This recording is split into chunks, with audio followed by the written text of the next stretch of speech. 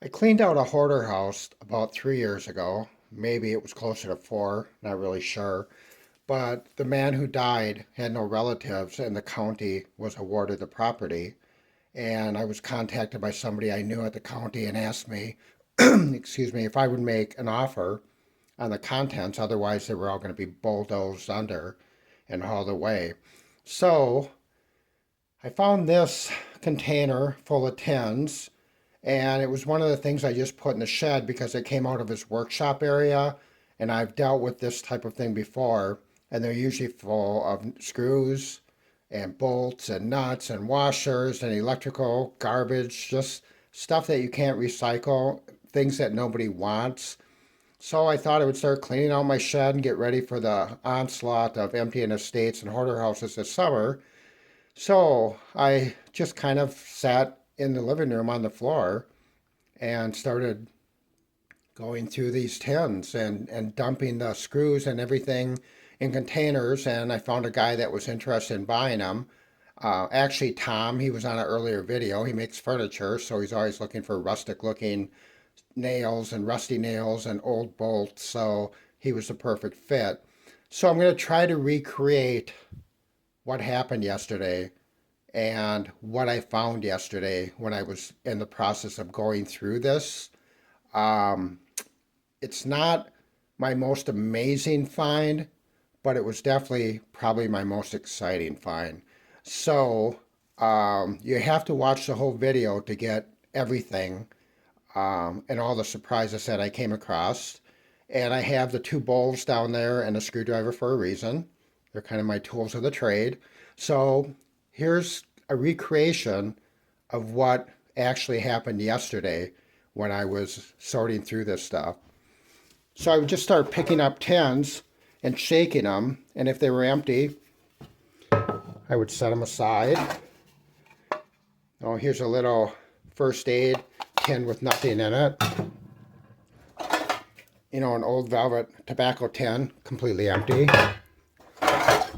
Here's another one, empty. You know, the thing with cans, uh, people store amazing things in crazy places because they would be the only ones that would know where it is, and nobody else is going to think of looking.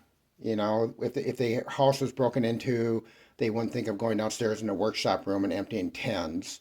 And I found a lot of times too, and this is important in case you're emptying out your grandmother's house or your parents' house, the ladies store a lot of gold jewelry and a lot of valuable things in jars of buttons.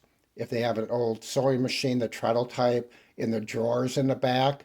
And excuse me, you want to check all those places over. Inside of shoes, inside of pockets of jackets.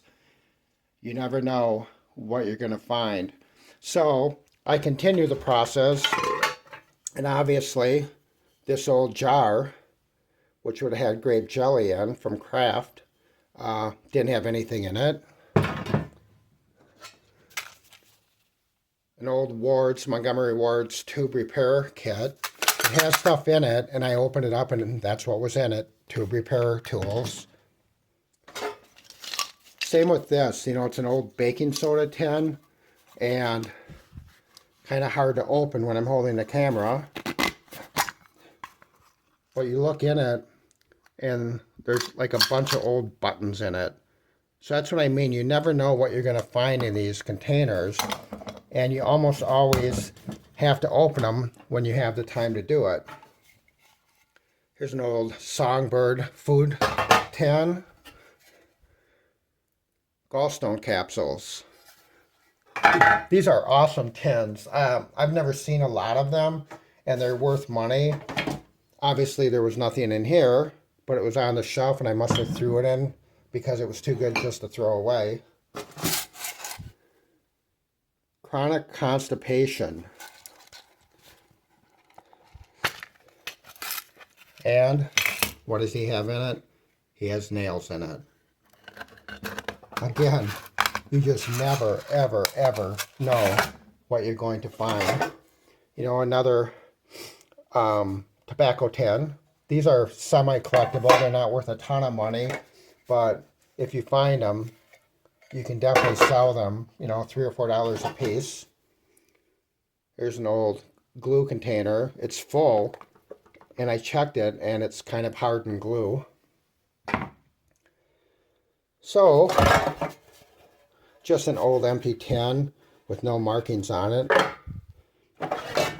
And another one, rifle powder. So he must have been a hunter. So, then, if you can see, there's a cup in this corner, and I picked it up. Nothing special, just a cup, all beat to heck, but maybe he dumped something in it to sort through. So I grabbed the one underneath it, and I shook it, and it sounded like there were some nails in it. So I took off the cover and looked inside, and it was coins. So I immediately dumped the coins on the ground, and I noticed one thing right away. They're all old, pre-1964 silver coins. And there's Franklin halves in here. There's Liberty dimes in here. There's a couple John F. Kennedy halves in here, and you can tell they're silver because there's no gold ring on it. And they're 1964 or older. So I got so excited. I mean, I grew up handling these. This is an old Walking Liberty $50. You know, this is what our money used to look like back in the day. And they're in fairly good shape. So he must have been hoarding these things for quite a while. I mean, look at that old dime. 36. It's just as awesome, isn't it? So, who wouldn't get excited about finding that? And I thought, maybe there would be more. So I continued going through the tins, and I'm going to show them off because the tins are also kind of cool. Put that over there. You know, here's an oil compound.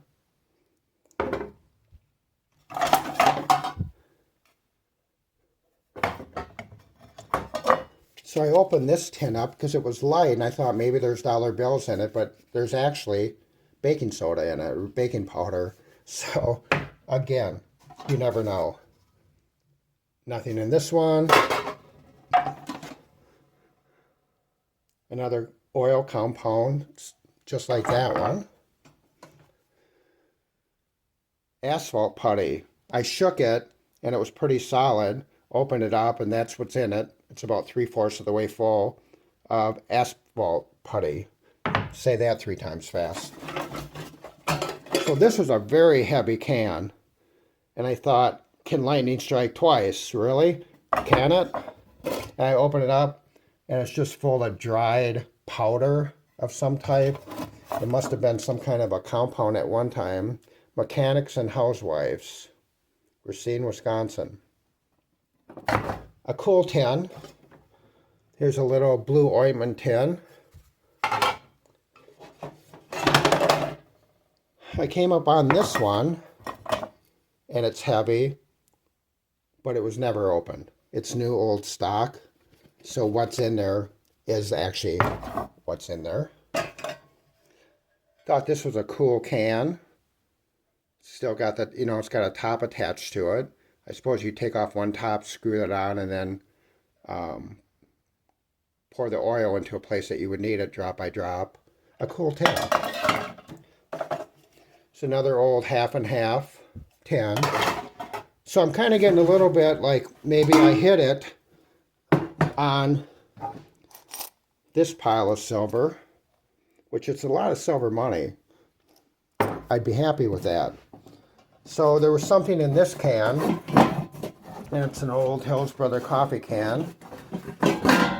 And the only thing in it was another Hills Brothers coffee can. That was empty. But still keeping my fingers crossed. So here's an old 1 pound can of Mead Johnson Company Detrimelitose Again, valuable cans.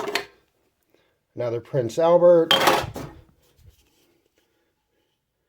Some shoe oil. Never seen these before. You can tell I have another bowl here, so I'm leading up to it. It's a good year. So I had a few more cans to go through. Here's a blasting caps can. You know, boric acid, common, but cool. And I got this big can out of the way, which is another baking soda can or baking powder can. And I picked up this can, and it was heavy. Let me tell you, it's heavy.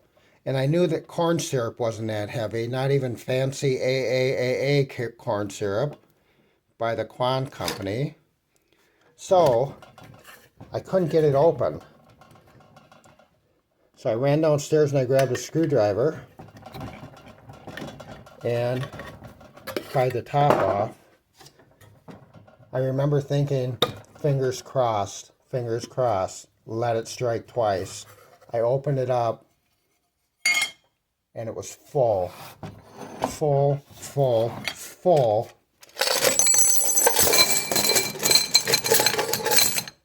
of silver dollars. Oh my God, I just about freaked. They're all old silver dollars. My gosh. I mean, how, I'm shaking just looking at them. This is 1879. This one, it's hard with the focusing of the lens on such small things. This is 1890. But this whole thing is old silver dollars. 1881. You know, some of them have some stains probably from being in the can. This is probably on the bottom of the can. But how long were they in there? There's got to be, I mean, look at this. Each one of these are probably worth $30 or $40. And there's nobody to turn them into. I bought the contents. 1885. 1800s. I mean, come on. Look at that. Again, not my best pick, not my best find, but damn sure was one of my most exciting. How often do you run across somebody's stash in a basement workshop room in a can that is listed as fancy AAAA corn syrup, and the other one coins in an old baking powder can? You never know what you're going to find. You never know where they're going to hide stuff. And you never, ever, ever know how a pick is going to turn out. I had to share this with you. It's an awesome, awesome pick. It's an awesome find when you have that much silver money. Follow us. We have adventures. We go places other people don't go. We'll go in barns that are falling down, climb up in the hay lofts and dig. It's an exciting time. We don't structure our videos and plan them out. Everything is raw, one take. You can tell by the twisting and turning of the camera. We're one take. We're real. We're the real deal. Subscribe to our channel. Follow us on all of our picks, all of our adventures and misadventures as Cheryl and I go out digging. Digging in hoarder houses, digging in barns, and digging in dirt. And see what you find. If you go to our homepage and subscribe, you'll be notified every time we put a video on. And also our eBay stores and Etsy stores are on there. And my personal real job website's on there also. But if you find anything in any of our online stores, you can just message us through YouTube and we'll give you a great deal on it. We ship all over the country, actually all over the world. So thanks for sharing this opportunity with me. Amazing.